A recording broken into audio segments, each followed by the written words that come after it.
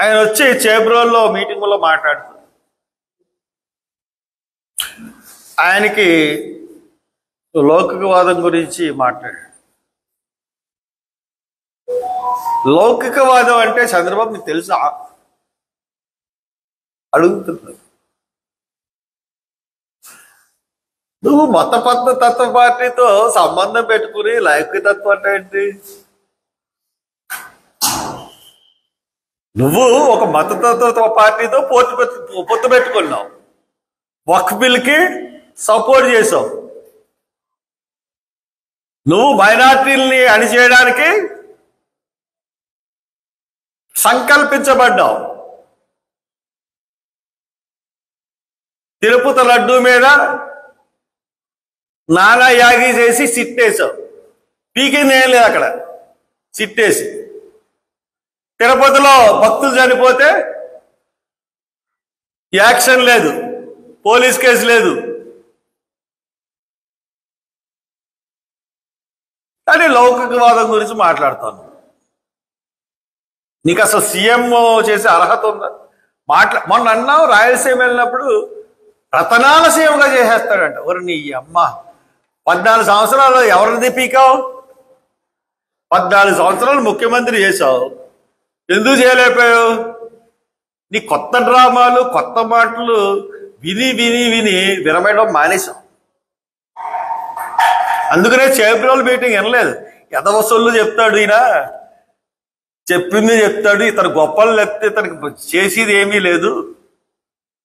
నేను మీ తెలుగుదేశం వడ్డే శోభనాదేశ్వరం నువ్వు ఎంత దొంగవు అన్నది, రైతులకి ఎంత మోసగిస్తున్నావు, కార్పొరేట్కి ఎంత పట్టం కడుతున్నావు అన్నది చెప్పాడు.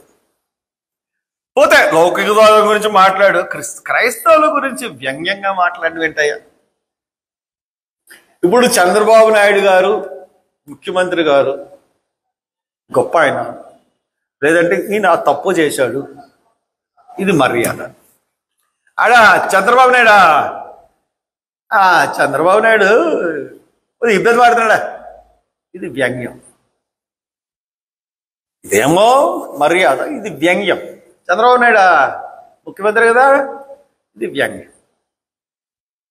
ఇప్పుడు నువ్వు ప్రవీణ్ ప్రకాష్ ఏమన్నా, ఒక పాస్టర్ చచ్చిపోతే సహజ మరణం చెందితే ఆ పాస్టరు రాజమండ్రిలో సహజ మరణం చెందితే నానాయాగి చేస్తున్నారు. చనిపోయేవాడిని మర్యాదగా మాట్లాడాలయ్యా చంద్రబాబు నాయుడు. పాస్టర్ గారు అన్నది, పాస్టర్ అని వ్యంగ్యంగా మాట్లాడకూడదు. ప్రవీణ్ ప్రగడానాన్ని చనిపోయిన తర్వాత క్రైస్తవ సమాజం, లోకంలో ఉన్నటువంటి క్రైస్తవ సమాజం, ప్రపంచవ్యాప్తంగా ఉన్న క్రైస్తవ సమాజం అతన్ని నెత్తిన పెట్టుకుంది. అతన్ని నువ్వు కించపరుస్తూ మాట్లాడతావా? బుద్ధుందా నీకు అసలు? అది సహజ మరణం అని డిక్లేర్ చేస్తావా సీఎం కింద? మీ ఎస్పీ ఏమో యాక్సిడెంట్ అంటాడు, నువ్వేమో సహజ మరణం అంటావు, ఇంకోటి ఏదో అంటాడు. సహజ మరణం అయినప్పుడు పోస్ట్ మార్టం ఎందుకు చేయించారు చంద్రబాబు నాయుడు గారు? 26వ తారీఖున అటాప్సీకి వెళ్తే 27వ తారీఖున అటాప్సీ రిపోర్ట్ ఇస్తే వెంటనే ఎందుకు రిలీజ్ చేయలేదు చంద్రబాబు గారు? మార్నింగ్ 8:30కి డెడ్ బాడీ అక్కడ దొరికితే హైవేలో, ఆ రాత్రి 8 వరకు ఎఫ్ఐఆర్ ఎందుకు వేయలేదు చంద్రబాబు నాయుడు గారు? ఇప్పటి వరకు పోస్ట్ మార్టం రిపోర్ట్ కానీ, ఎఫ్ఎస్ఎల్ రిపోర్ట్ కానీ, ఎంక్విస్ట్ రిపోర్ట్ కానీ, ఎఫ్ఐఆర్ కానీ, సీన్ ఆఫ్ అఫెన్స్ కానీ, రైట్ టు ఇన్ఫర్మేషన్ అడిగినా ఎందుకు ఇవ్వలేదు చంద్రబాబు నాయుడు గారు? ఎన్ని అవ్వకుండా నన్ను చేబ్రోల్ మీటింగ్లో సహజ మరణం అంటావా? సిగ్గుందా నీకు అసలు ముఖ్యమంత్రిగా? ఒక మరణం గురించి అంత వ్యంగ్యంగాను అంత బాధ్యతారహితంగాను నువ్వు మాట్లాడుతావు. చాలా పొరపాటు చంద్రబాబు నాయుడు మీరు చేస్తున్నారు. నీకు దమ్ముంటే రేపు 4వ తారీఖున నీకు దమ్ముంటే, మళ్ళీ చెప్తున్నాను, నీకు చీము నెత్తురులు ఉంటే, నువ్వు మాట్లాడిన వ్యంగ్యంగా మాట్లాడిన మాటలు నిజం అనుకుంటే నువ్వు రేపు 4వ తారీఖున హైకోర్టులో ప్రభుత్వ వాదనలు వినిపించక 4వ తారీఖున మాకు పర్మిషన్ ఇచ్చేయి. జూన్ 4న హైకోర్టులో నీ ప్రభుత్వం నుంచి వాదనలు వినిపించకుండా మా వాదనలు జూన్ 4వ తారీఖున బహిరంగ సభకి పర్మిషన్ ఇచ్చేయి. అప్పుడు చూపిస్తాం మేము. నీ పోలీసులు చర్చిలకి వచ్చి బెదిరించడాలు, పాస్టర్లను బెదిరించడాలు, లేదంటే నీ పోలీసు డిపార్ట్మెంట్ అంతా ప్రతి ఓడిని పాస్టర్లను బెదిరించి, లేకపోతే అందరి మీద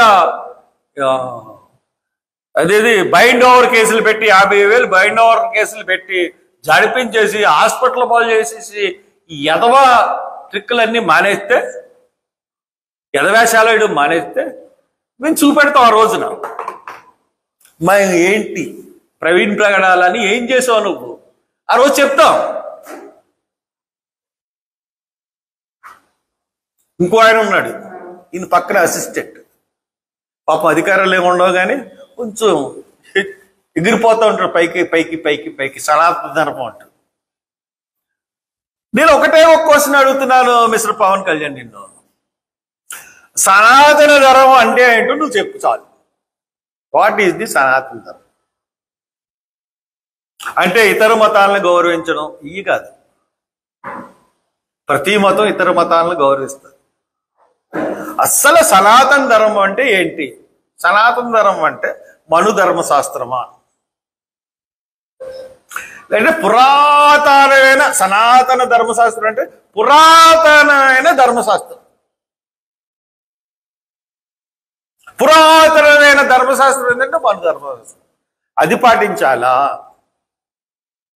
అసలు సనాతన ధర్మానికి ఇగో సనాతన ధర్మం అంటే ఇది అని ఒక 4 లైన్లు చెప్పు. దాని గురించి ఎక్స్ప్లెయిన్ చేసి చెప్పు. నీ కాన్స్టిట్యున్సీలో దళితులను వెళ్ళేస్తే మాట్లాడవు, కానీ బెంగాల్లో శర్మిష్ఠ అన్న అమ్మాయి యూట్యూబరు అరెస్ట్ అయితే ఇక్కడ రెచ్చిపోతావు. నీ కాన్స్టిట్యున్సీలో మల్లాం అనే విలేజ్లో దళితుల్ని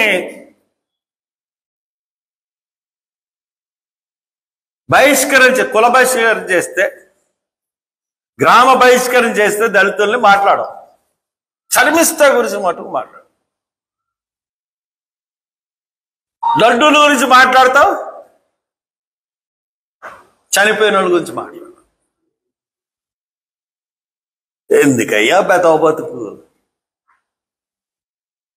సంపాదించుకున్నావు కదా సినిమాల్లో, నీకు బోల్డ్ ఫ్యాన్స్. ఎందుకు ఈ అబద్ధాలు, ఈ దొంగ బతుకులు? ఒకసారి అంబేద్కర్కి సాష్టాంగ నమస్కారం పడతావు, ఒకసారి మాయావతికి సాష్టాంగ పడతావు, ఇప్పుడు మోడీకి పడుతున్నావు. ఏ ఎండకి ఆ గొడుగు పట్టుకుంటున్నావు. కాపులకున్న పౌరుషాన్ని చంపేస్తున్నావు, పూర్తిగా తీసేస్తున్నావు. కాపు జాతి అవమానపడేలాగా ప్రవర్తిస్తున్నావు. చాలా దురదృష్టం. మొత్తుకుంటున్నారు చాలా మంది కాపుల దగ్గరికి వచ్చి. ఏదో అనుకున్నామండి, ఈ చంద్రబాబుకి ఎంత తొత్తు అయిపోతుంది అనుకోలేదండి. వాడు అవమానాలు చేస్తున్న అధికారాలన్నీ నారా లోకేష్ దగ్గర పెట్టుకున్నా కానీ మా వాడు మాట్లాడలేకపోతున్నాడండి. దేంట్లోనే పడి ఇలా ఉంది పరిస్థితి. ముఖ్యమంత్రి ఉప ముఖ్యమంత్రి పరిస్థితి, ఈ తెనాల్లో పోలీసుల పరిస్థితి. ఈ పరిస్థితుల్లో చెప్తా ఉన్నాం, 4వ తారీఖున మీటింగ్ పెడితే ఏంటో మేము చూపిస్తాం.